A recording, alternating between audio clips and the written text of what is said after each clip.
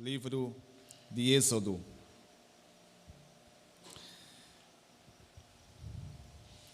Diz assim a bendita e santa, poderosa palavra de Deus. Toda a comunidade de Israel partiu do deserto de Sim, andando de um lugar para outro conforme a ordem do Senhor. Acamparam em Refidim, mas lá não havia água para beber. Por essa razão queixaram-se a Moisés e exigiram: dê-nos água para beber. Ele respondeu: porque se queixam a mim, porque põem o Senhor à prova. Mas o povo estava sedento e reclamou a Moisés: porque você nos tirou do Egito? Foi para matar de sede a nós, aos nossos filhos e aos nossos rebanhos? Então Moisés clamou ao Senhor: que farei com este povo? Estão a ponto de apedrejar-me. Respondeu-lhe o Senhor: passe à frente do povo, leve com você alguns das autoridades de Israel. Tenha na mão a vara com a qual você feriu o Nilo e vá adiante. Eu estarei à sua espera no alto da rocha do monte Horebe. Bata na rocha, e de lá sairá água para o povo beber. Assim fez Moisés, à vista das autoridades de Israel, e chamou aquele lugar Massá e Meribá, porque ali os israelitas reclamaram e puseram o Senhor à prova, dizendo: o Senhor está entre nós ou não? Oremos ao nosso Deus. Bendito Deus e eterno Pai, te louvo, agradeço ao Senhor por tudo, por mais uma vez o Senhor nos concedesse riquíssimo privilégio de estarmos aqui para cultuarmos ao Senhor. Santo e eterno Deus, obrigado pela tua palavra. Deus, em nome do teu bendito e poderoso Filho Jesus, ilumina minha mente, me dá, Deus, o entendimento correto da tua palavra. Deus, que pela unção do Espírito Santo, que eu não venha aumentar, nem muito menos diminuir, mas que o teu santo e poderoso Espírito, ele venha me ensinar a tua palavra, para que assim eu possa expor a mesma. Santo e eterno Deus, leve essa palavra a cada coração que aqui está, para que assim nós possamos aprender e sairmos daqui regozijados e crentes na palavra do Senhor. Assim te peço e te agradeço em nome de Jesus. Amém. Texto que irei fazer exposição nesta noite é o texto do capítulo 17 do livro de Êxodo. Nós bem sabemos, ou estudamos aqui, na última quarta-feira, o capítulo 16 de Êxodo. E naquela ocasião, nós aprendemos que toda a comunidade de Israel partiu de Elim e chegou até o deserto de Sim, que fica entre Elim e o Sinai. Isso aconteceu no 15º dia do segundo mês, depois que Israel saiu do Egito. Lá no deserto, toda a comunidade de Israel reclamou a Moisés e a Arão. Disseram os israelitas: quem dera a mão do Senhor nos tivesse matado no Egito.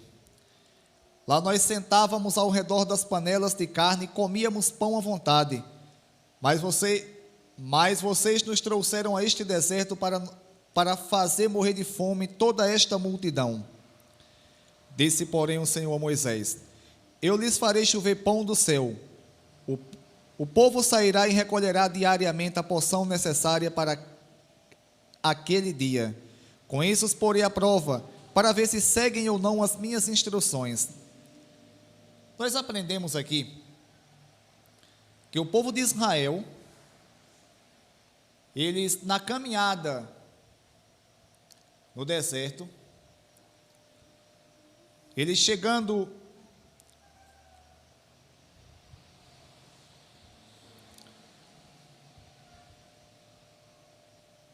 no deserto de Sim, eles começaram a se reclamar e dizer que Lá no Egito, eles estavam sempre ao redor de panelas de carne, tinham comida à vontade, fartura na verdade.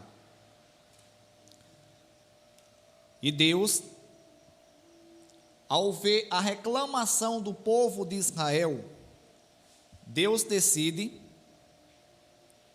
ou ele fala com Moisés, que Moisés dissesse ou falasse a toda a congregação que ele ia dar o alimento diário do povo de Israel.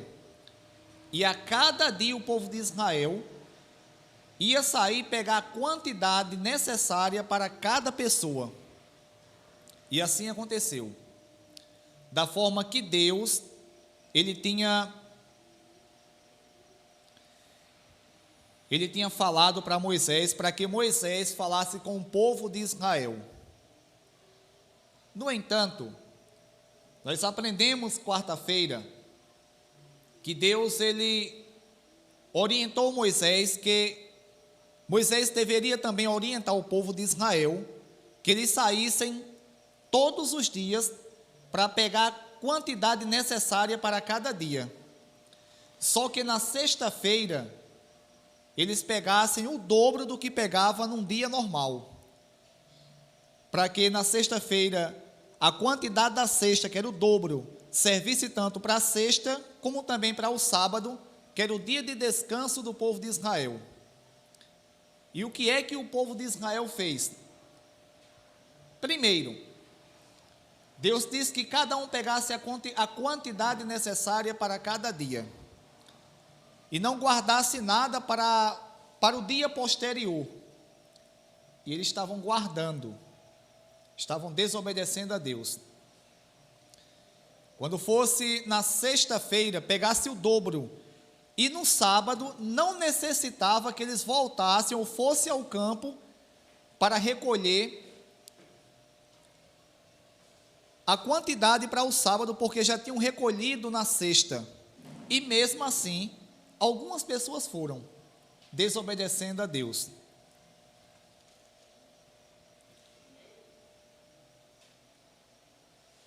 E mesmo com toda a desobediência do povo de Israel, Deus, ele estava cumprindo com a sua promessa, porque ele disse a Abraão, disse a Isaque, e também falou a Jacó, que iria tirar a descendência de Abraão, de Isaque e de Jacó, do Egito, iria levar para uma terra aonde manda leite e mel. E assim Deus estava cumprindo a sua palavra. Quando nós chegamos no capítulo 17,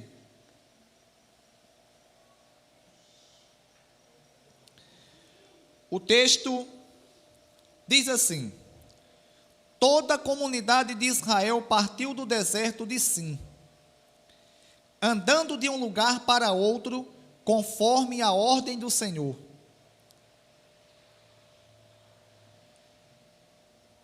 Acamparam em Refidim, mas lá não havia água para beber.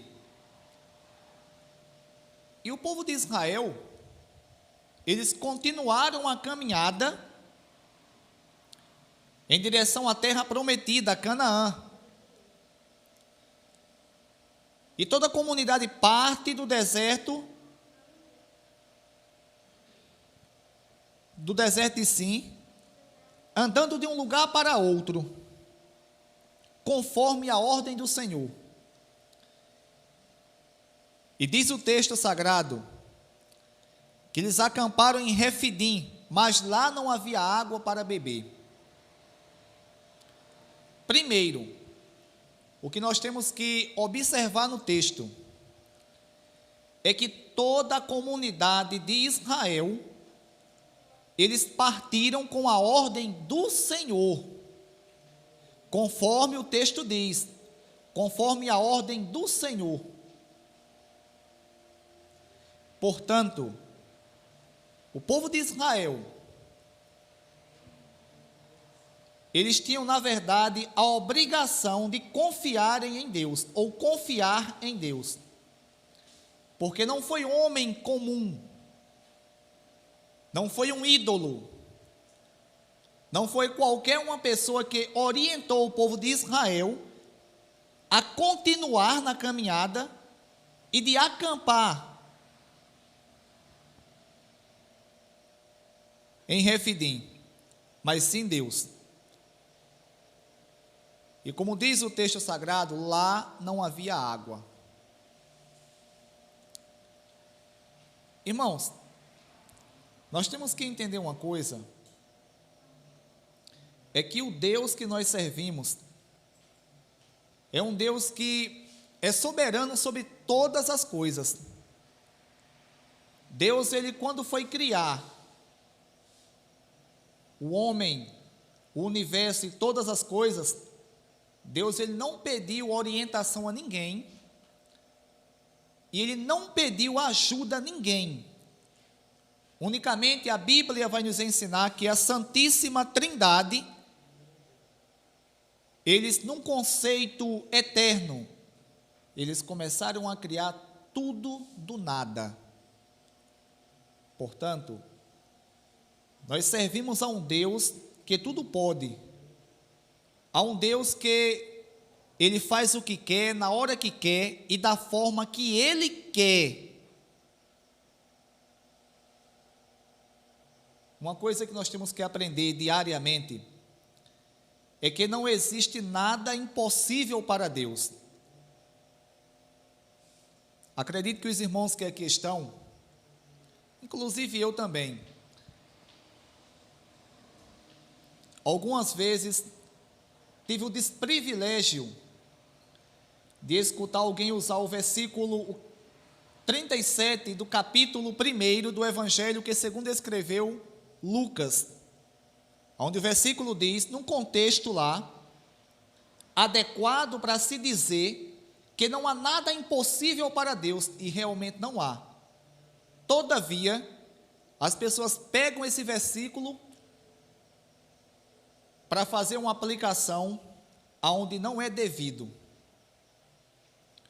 ou para dizer que não há nada impossível para Deus realizar para o nosso bel prazer, para a nossa glória. E não é bem assim. A Bíblia Sagrada, ela claramente vai nos ensinar que não existe nada impossível para Deus. Entretanto, nós bem sabemos que Deus, ele não dá a sua glória a ninguém, e ele não faz nada, absolutamente nada, que não venha glorificar o nome dele. Ninguém nem pense que vamos usar alguns textos bíblicos e vamos dizer assim, não, isso aqui vai acontecer comigo, isso aqui vai acontecer com você. Não, só acontece o que Deus quer, na hora que ele quer e da forma que ele quer. O povo de Israel, eles deram continuidade à caminhada, mas com a ordem do Senhor, com a ordem de Deus. E chegaram a um local, a um lugar, que não tinha água para beber.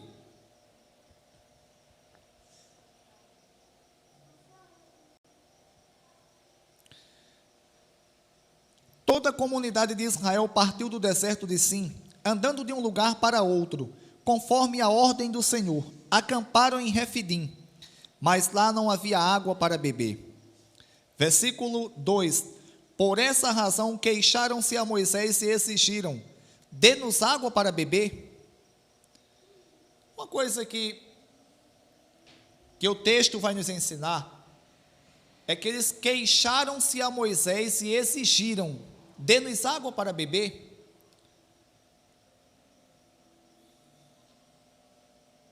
Em outra tradução, que eu estava verificando em casa, vai dizer que eles discutiram com Moisés. Discutiram com Moisés e exigiram: dê-nos água para beber. Eu quero que os irmãos entendam uma coisa. não era errado de forma alguma ao povo de Israel aqui pedir água, não. Porque quando nós estamos com fome, nós pedimos comida, isso é natural. Quando nós estamos com sede, nós pedimos água, isso é natural. Todavia, o povo de Israel, eles tinham um coração inclinado para desobedecer a Deus, para reclamar, para queixar-se de Deus. E o erro está exatamente aí. Agora, uma coisa que me chama bastante atenção, e acredito também que chama bastante atenção dos irmãos que aqui estão. Nós estamos estudando aqui o livro de Êxodo. Passamos aqui um bom tempo estudando o livro de Gênesis. E vimos e aprendemos pela palavra de Deus, expositivamente, o quanto Deus ele é fiel em cumprir suas promessas. O quanto Deus é poderoso. E Deus, desde o princípio que ele chamou o seu servo Abraão, ele prometeu a Abraão que iria fazer Abraão sair do meio da sua parentela e fazer de Abraão uma grande nação. E isso veio se cumprindo no decurso da história. Esse povo aqui, judeu, eles tinham conhecimento não só de Abraão, mas também da fidelidade de Deus para com Noé e sua família. E mesmo assim, eles queixavam-se a Moisés, eles reclamavam de tudo o que vinha acontecer com eles. O povo de Israel é simplesmente da forma de algumas pessoas. Tem algumas pessoas que é assim. Se você falar que esse microfone aqui, que está na minha mão, ele é um microfone, eles vão dizer que não é um microfone, só para teimar. Tem pessoas que é assim. Tem pessoas que gostam tanto de ateimar e de questionar algo, que se alguém disser, mesmo ele sentado em uma cadeira, que está sentado numa cadeira, ele acaba questionando. O povo de Israel era exatamente assim. Era um povo inclinado a desobedecer a Deus, a reclamar de tudo o que vinha acontecer. O mínimo que seja de dificuldade, já estavam reclamando. O interessante é que, se nós observarmos o texto ou o capítulo anterior, nós iremos ver a provisão de Deus para com o povo de Israel. Eu citei aqui na última quarta-feira, ao expor o capítulo 16 de Êxodo, o quanto esse povo aqui tinha presenciado os milagres de Deus, as maravilhas, os prodígios que Deus realizou pela mão de Moisés. E esse povo continuava incrédulo, continuava um povo com o coração endurecido, com o coração inclinado a pecar e a desobedecer, fecharam-se em relação à obediência a Deus. Esse povo não tinha motivo algum para desconfiar de Deus. Lembram das 10 pragas que Deus executou? E como a Bíblia categoricamente detalha em algumas pragas, Deus preservou o povo de Israel na região de Gósen, onde, exemplo, em algumas pragas estava acontecendo o desastre, onde o povo egípcio estavam, e na região de Gósen não estava acontecendo absolutamente nada, estava tudo tranquilo. Eles tinham mais do que motivos para confiar e acreditarem na pessoa de Deus. e não confiavam. Deus, ao guiar o povo no deserto, em direção a Canaã, a Bíblia vai nos ensinar que eles se depararam em um local onde tinha montanhas de cada lado, como diz Flávio Joséfo, e só tinha um mar, ou então o exército de Israel. Deus orienta Moisés que levante a mão, e o mar abre para o povo de Israel passar. O povo chegou já numa localidade, depois de atravessar o mar, onde não tinha água, e Deus fez água aparecer de fontes. O povo estava sem comida, sem ter com o que comer. Mais de 600 mil homens, fora mulheres e crianças e estrangeiros. Segundo Flávio Joséfo, dava cerca de 3 milhões de pessoas. E Deus fez com que a comida viesse diariamente, ao entardecer e ao amanhecer. E desconfiar por quê, irmãos? Irmãos, é o seguinte: a gente tem que ter muito cuidado com o nosso coração, porque a Bíblia diz que é impossível agradar a Deus sem fé, sem confiança nele. Não adiantaria de nada estarmos aqui, não adiantaria de nada o presbítero Oséias vir com a sua família, os demais que aqui estão, eu que aqui estou, e não confiarmos nessa palavra, e não acreditarmos no que essa palavra diz. Não adiantaria de nada. Estávamos aqui, na verdade, perdendo o nosso tempo. Irmãos, esse povo começou a se queixar a Moisés, como diz, se eu não me engano, é a tradução, a Nova Almeida atualizada, diz que eles discutiram com Moisés. Por essa razão, queixaram-se a Moisés e exigiram: dá-nos água para beber. Se esse povo aqui parasse para raciocinar, eles parassem e pensassem assim: calma aí, vamos parar para raciocinar. Aqui não tem água. Aqui realmente não tem água. Tem muita gente aqui, tem o gado, tem as ovelhas, tem todos os animais, tem muita gente, tem crianças, tem idosos, tem pessoas jovens aqui, tem muita gente, e não tem água. Todavia, quem nos orientou a sair de Israel foi o Deus Todo-Poderoso. Não foi nenhum ídolo, não. Não foi o Deus Rã lá do Egito, não, que era só na mitologia mesmo. Não foi o Deus Sol, não. Foi o Deus que, através de Moisés, ele fez com que aparecesse comida pela manhã e comida pela tarde diariamente. Foi o Deus que, do nada, ele orientou a Moisés e deu autoridade a Moisés, que fizesse com que o mar abrisse. Ou Deus deu o poder, com o poder de Deus, ao mar se abriu. Foi o mesmo Deus que, quando o exército egípcio ia passar, Deus fez com que Moisés novamente levantasse a mão, orasse a Deus, e o mar matassem todos afogados. Estava para confiar ou não, irmãos? Aqui não tem água, não, mas calma aí. O mesmo Deus que fez com que aparecesse comida pela manhã, comida diariamente, ele vai fazer aparecer água. Eu não sei de onde, mas ele vai fazer.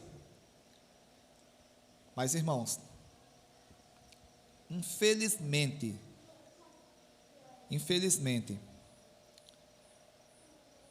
aquele povo era incrédulo. Era incrédulo. Era um povo que costumeiramente reclamava de tudo o que acontecia. Era um povo que é assim. Exemplo: quando passaram o Mar Vermelho, a pés enxutos, que o povo diz que o exército egípcio os ia passar também. E Moisés, mais uma vez, pelo poder de Deus e orientação de Deus, levanta a mão em uma feixa e mata todos ali. Eles começaram a se alegrar. Aí confiaram em Moisés e confiaram no Senhor. Mas era uma confiança que era unicamente momentânea, passageira, algo que era agora, e se surgisse qualquer tipo de dificuldade, de imediato eles paravam de confiar.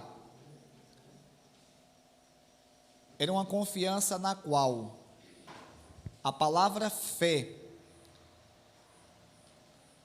ela no idioma que foi escrito a Bíblia Sagrada, ela no hebraico como no grego, ela tem um significado de fidelidade, de confiar, de firmeza, de constância, independentemente das circunstâncias que possam surgir. A pessoa que realmente tem fé em Deus, ela está confiante em Deus. Irmãos, que a fé que nós temos, que a confiança que nós temos no nosso Deus, ela não seja momentânea, ela não seja passageira, ela não seja dependente de circunstâncias. Até porque, se for dependente de circunstâncias, vocês podem ter a plena certeza, ou seja, a total certeza, que não é uma fé verdadeira e não iremos a lugar nenhum com essa confiança. Por quê? Porque tanto a Bíblia Sagrada vai nos ensinar que a humanidade passa por todo tipo de dificuldade, por todo tipo de provações, por todo tipo de mal, como também a nossa experiência própria. Hoje, graças a Deus, estava me aprontando para vir para cá. Na verdade, estava escovando os dentes após a janta, e eu comecei a agradecer a Deus por tudo que Ele tem feito por mim, por minha família, por muitas pessoas que nós conhecemos, e agradecendo por mais um dia que Deus nos concedeu de vida, com saúde, em paz. No entanto, irmãos, a gente bem sabe que a nossa vida, ela tem suas dificuldades, tem seus altos e baixos. Hoje a gente está agradecendo a Deus, porque estamos felizes. Amanhã podemos estar tristes com algo que aconteceu conosco ou vai acontecer, mas mesmo assim temos que glorificar o nome de Deus, mesmo assim temos que agradecer a Deus e jamais perdermos a nossa confiança. Uma coisa que em oração eu peço constantemente a Deus, sabe o que é? Deus, independentemente do que acontecer na minha vida, não deixa jamais essa confiança que outrora o Senhor colocou dentro do meu coração, que ela venha sumir, que ela venha desaparecer, que ela venha acabar, que isso nunca aconteça, Deus, comigo e com ninguém, que independente das circunstâncias, das tribulações, de todas as intempéries que a vida possa nos proporcionar, que nós venhamos ter confiança em Deus, acreditarmos em Deus, e que um dia, não sei se velhinhos, se iremos chegar, né, se eu irei chegar a 94 anos, com meu bisavô, José Damião Cordeiro Benevides, ele chegou a 94 anos, e ainda bem lúcido. Ele com 94 anos, eu tinha 4 anos de idade, ele tinha 94, e eu lembro dele, e ele conversava com a gente normalmente, bem lúcido ainda. Não sei se no fim se iremos chegar a essa idade, mas se chegarmos a essa idade, ou independentemente se não chegarmos, ou se tivermos um tempo de vida aqui menor, mas que no momento, nos últimos momentos da nossa vida, nós possamos abrir a nossa boca e dizer com toda a convicção, e para a glória do nosso Deus e Pai: combatemos um bom combate, completemos, acabemos a carreira, mas guardemos a fé, como Paulo assim falou. as dificuldades, as tribulações, a natureza pecaminosa, que é meu pior inimigo, está coladinho comigo, dorme comigo, se acorda comigo, janta comigo, toma café comigo, para todo canto que eu vou, fazer exercício, para onde eu estou, está comigo, e é meu pior inimigo, não venceu, porque Cristo estava em mim, como Jesus disse, sem mim nada podereis fazer. Portanto, irmãos, temos que ter essa confiança, que nos momentos difíceis de nossas vidas, nós não venhamos se reclamar, ou reclamarmos, murmurarmos, e se tornarmos igual esse povo de Israel, que como nós bem sabemos, né? Nós bem sabemos, que toda essa geração aqui, toda essa geração, exceto Moisés, Calebe e Josué, dos de 20 anos para cima, toda esta geração, exceto Calebe e Josué, entraram na terra prometida. O que me chama bastante atenção, o que faz arder o meu coração, é quando, lá na entrega das terras em Canaã, quando o povo de Israel, eles chegam em Canaã. Já li esse texto inúmeras vezes, mas toda vez que eu leio, arde o meu coração da mesma forma. Quando vai ser entregue a terra a Calebe. E Calebe, ele diz que há 40 anos atrás, quando foi feita a promessa a ele confiou em Deus. Aí Calebe fala, 40 anos se passaram, e eu ainda estou com essa mesma confiança, firme, forte, confiante, cheio de fé, cheio de saúde, cheio de convicção. Irmãos, durou 40 anos a promessa, mas Calebe, que estava nessa geração aqui, juntamente com Josué, eles não desacreditaram. Da mesma forma também, a promessa que Jesus Cristo nos fez, que um dia voltará, nós não podemos, em hipótese alguma, desacreditarmos e pararmos de lutar e se tornarmos pessoas murmuradoras. Por essa razão queixaram-se a Moisés e exigiram, dê-nos água para beber. Continuidade. Ele respondeu, por que se queixam a mim? Porque põe o Senhor à prova. Aí Moisés faz uma pergunta ao povo de Israel, por que vocês se queixam a mim? E por que põe o Senhor à prova? Versículo 3, mas o povo estava sedento e reclamou a Moisés, por que você nos tirou do Egito? Foi para matar de sede a nós, aos nossos filhos e aos nossos rebanhos. Estava meditando hoje nesse texto,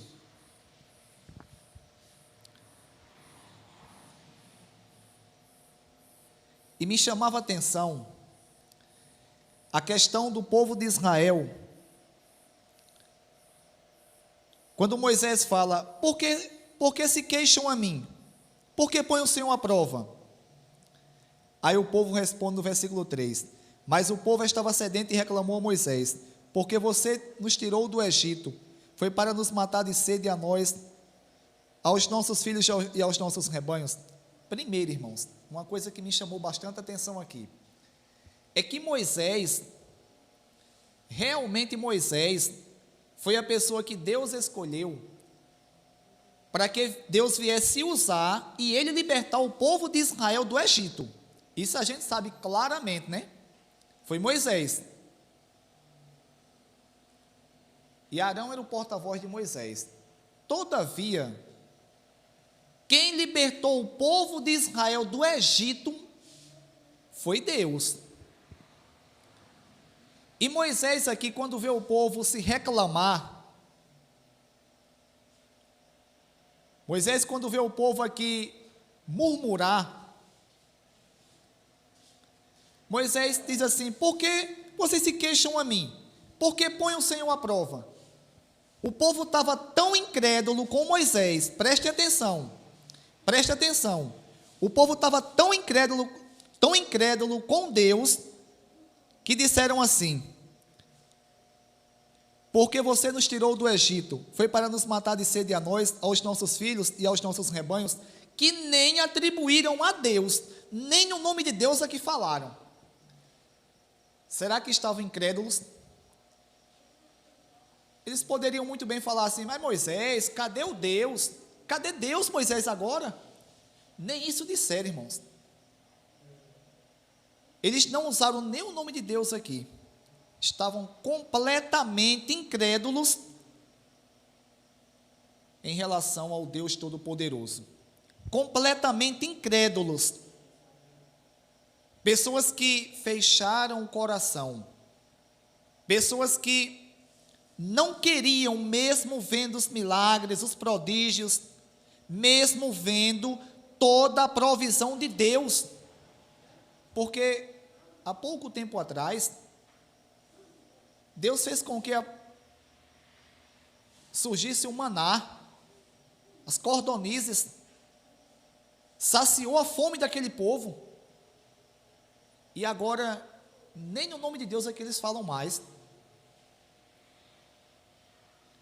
Por que você nos tirou do Egito? Foi para matar de sede a nós, aos nossos filhos e aos nossos rebanhos?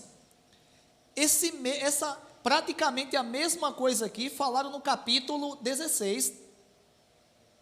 Só que na ocasião falaram assim: para nos matar de fome, agora é de sede. E Deus lá supriu a necessidade. Da mesma forma, infelizmente, tem algumas pessoas também que servem a Deus e com qualquer coisa começam a se reclamar, com qualquer coisa começam a murmurar, a se queixar.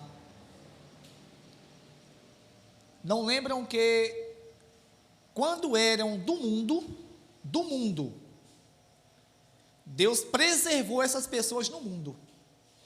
Porque quem nos preservou no mundo? Quem nos guardou? Quando éramos idólatras, quando éramos alcoólatras, alguns drogados, até mesmo traficantes, ex-traficantes que outrora, noutro momento, eram traficantes e Deus resgatou do pecado. E quem guardou essas pessoas? Exatamente Deus. Eu me lembro muito bem, detalhe por detalhe da minha vida, quando eu não era crente. E hoje eu vejo a mão de Deus naquela época me guardando. E tem pessoas, irmãos, que passaram por tudo isso. Passaram já por dificuldades dentro da igreja. E Deus supriu. No momento certo, na hora certa. Deus fez com que viesse a acontecer. E com tão pouca coisa, as pessoas hoje começam a murmurar, a se queixar de Deus. Pessoas que são crentes, servem a Deus, só em momentos de alegria, em momentos de oba-oba. E nós sabemos que servir a Deus não é isso.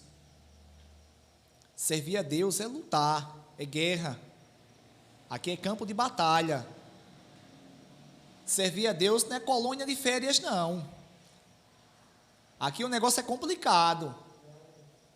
O apóstolo Pedro, ele falou que nós somos peregrinos e forasteiros. A ideia ali é de não termos onde morar, ou seja, porque nós não somos deste mundo. O apóstolo Paulo, ele claramente, em Colossenses, se minha memória agora não falhe, capítulo 3, ele vai dizer: se vocês ressuscitaram com Cristo, então pensem nas coisas que são do alto, onde Cristo está assentado à destra de Deus, e não nas que são da terra. Mas muitas vezes, nós somos influenciados, vivemos em uma geração imediatista, uma geração na qual quer tudo no momento exato que eles desejarem, uma geração que é do aqui e agora. Infelizmente, se nós não nos apegarmos à palavra de Deus e confiarmos nela, nós iremos acabar também dessa mesma forma. Hoje eu estou servindo a Deus, está tudo bem, é glória a Deus, aleluia, eu louvarei o Senhor na alegria e na dor, e aconteça o que acontecer. Se o diabo aparecer aqui agora, irmãos, não que o diabo tenha chifre ou rabo, que isso aí é mitologia, isso foi criado pela Igreja Católica. O diabo não tem chifre nem rabo não. Como é que ele é? Não sei nem quero saber, deixa ele com meu irmão mais velho, deixa ele com Jesus Cristo, que brevemente vai pegá-lo, deixa com ele.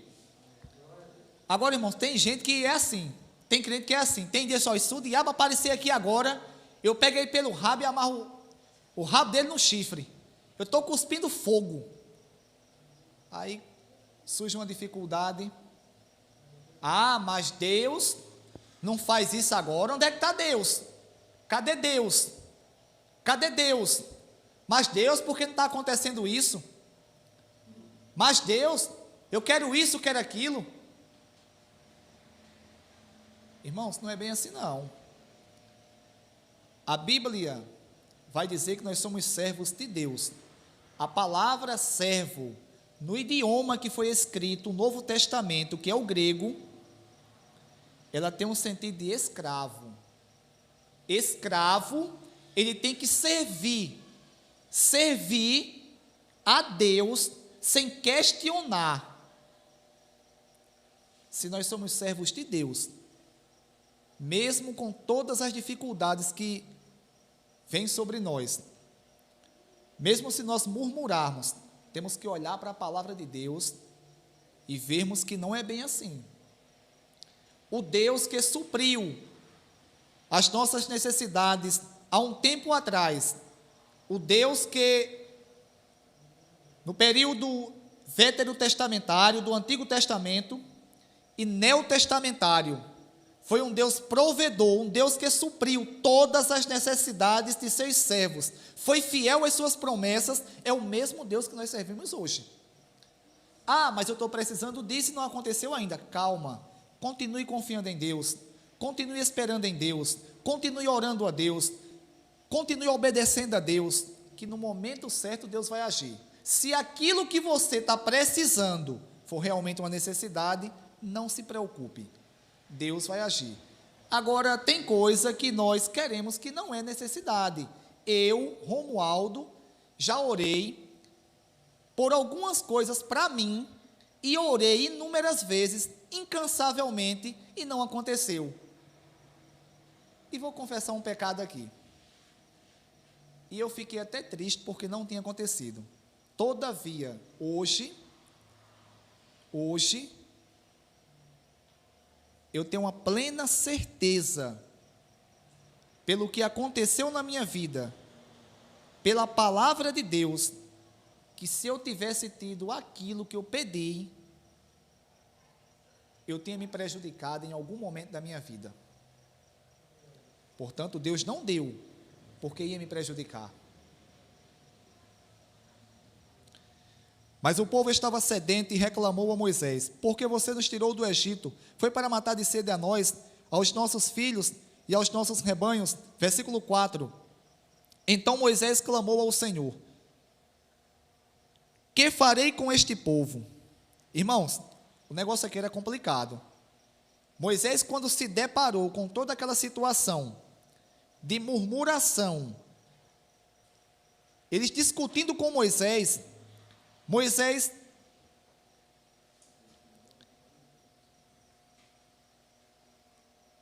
clama ao Senhor e diz: que farei com este povo? Irmãos, na verdade aqui, Eu estava estudando hoje pela tarde e me chamava muito a atenção esse ponto quando Moisés clama ao Senhor e fala: que farei com este povo? O que nos dá a entender aqui é que Moisés ficou sem saber o que fazer.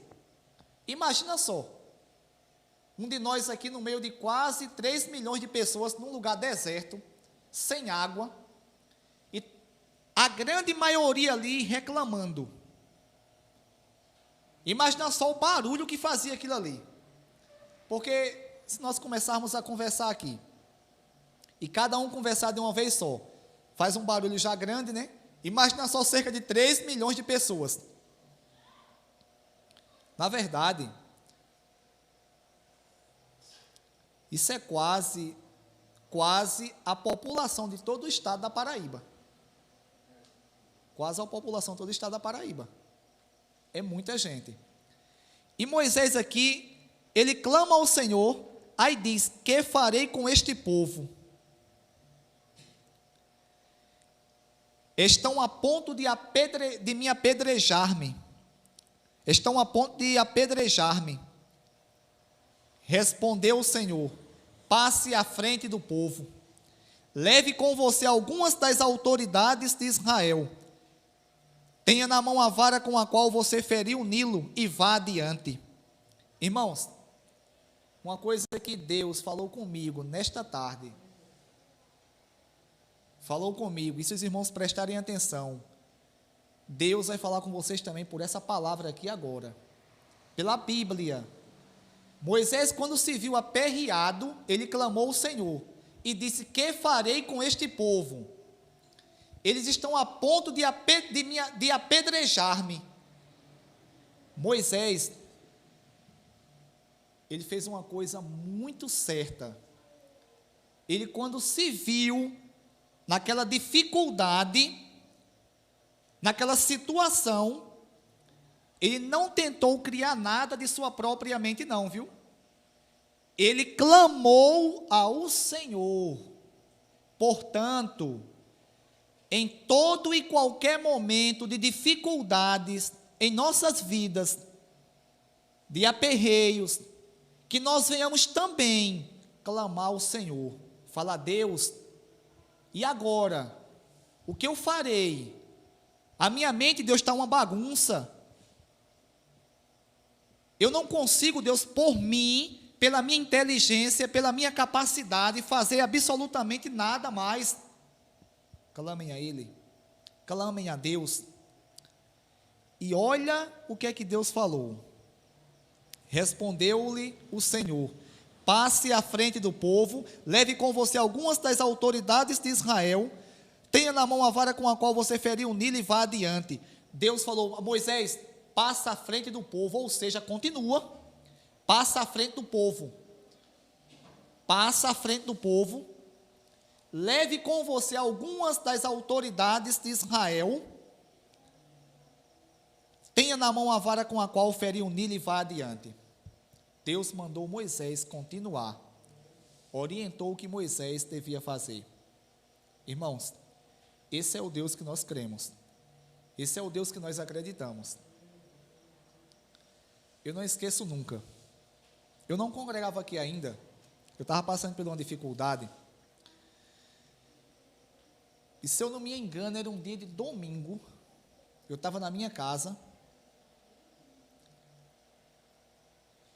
aí eu deitei, aperreado com a mente, aperreado demais, aperreado com a mente, a minha mente cheia, como alguns gostam de falar, a mente é uma bagunça, parece que viraram tudo assim de cabeça para baixo. Eu peguei, não aguentei nem me ajoelhar para orar. Eu deitei, coloquei o braço, que eu tenho o costume de colocar o braço aqui de lado, ou então aqui para dormir. E falei: Deus, a minha vida sempre esteve entregue em tuas mãos. O Senhor é soberano para tudo. Resolve isso por mim. Foi as palavras que eu falei. O Senhor sabe que por minhas forças eu não estaria aqui. E mesmo, Deus, com tudo que o Senhor já fez na minha vida, eu acho que, na minha concepção, eu fico por aqui agora. Não sei o que vai acontecer mais. E assim, eu repetindo as palavras, deitei. Cerca de basicamente uma hora e pouca depois eu me acordei, levantei. A minha mente já estava completamente calma, tranquila.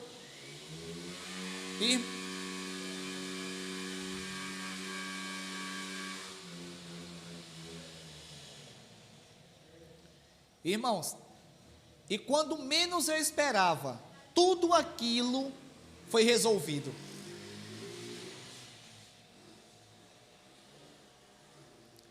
Tudo foi resolvido. Como diz aquele texto onde os discípulos estavam com Jesus naquele barco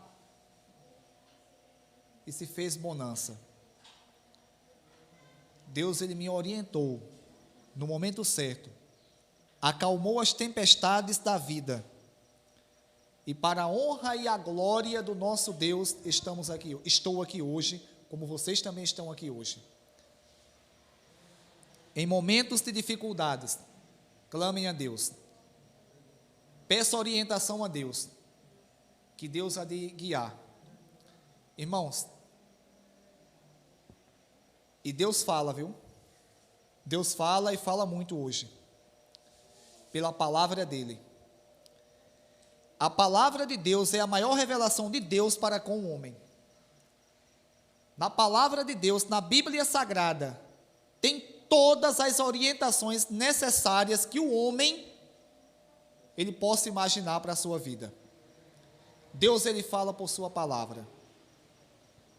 Portanto, que nós venhamos em momentos difíceis, clamarmos, orarmos a esse Deus, pedirmos orientação e meditarmos na sua santa e poderosa palavra. Versículo 5, respondeu-lhe o Senhor, passe à frente do povo, leve com você algumas das autoridades de Israel, tenha na mão a vara com a qual você feriu o Nilo e vá adiante. Eu estarei à sua espera no alto da rocha do monte Horebe. Eu estarei à sua espera no alto da rocha do monte Horebe. Bata na rocha e dela sairá água para o povo beber. E assim Moisés fez, à vista das autoridades de Israel. Irmãos, imagina só,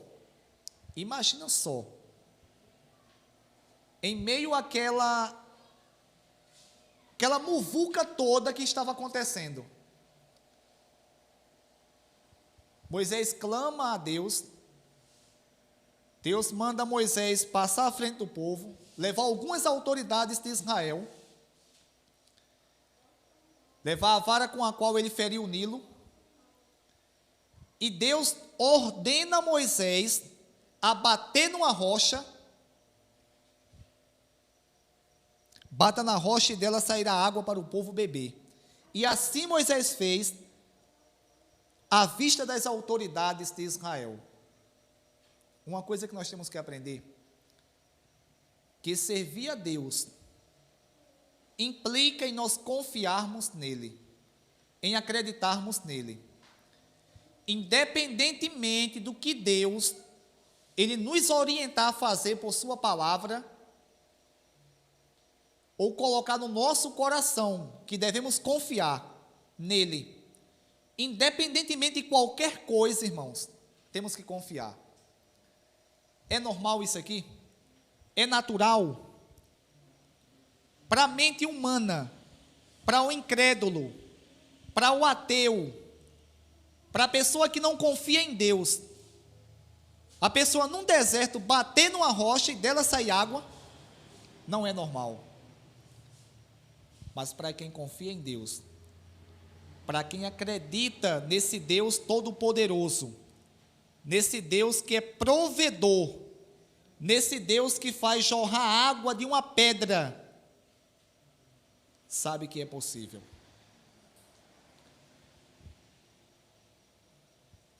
Que nós venhamos ter também a confiança que Moisés teve. Porque Moisés, em momento algum, ele duvidou. Pelo contrário, Moisés era Deus orientando e Moisés fazendo, executando. Era Deus orientando e Moisés fazendo.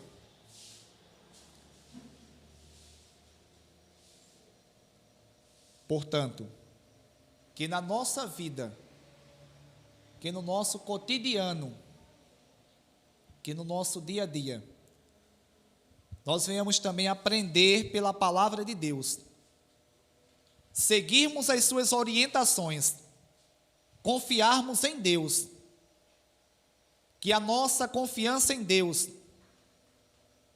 ela seja acima de toda e qualquer coisa que possa surgir.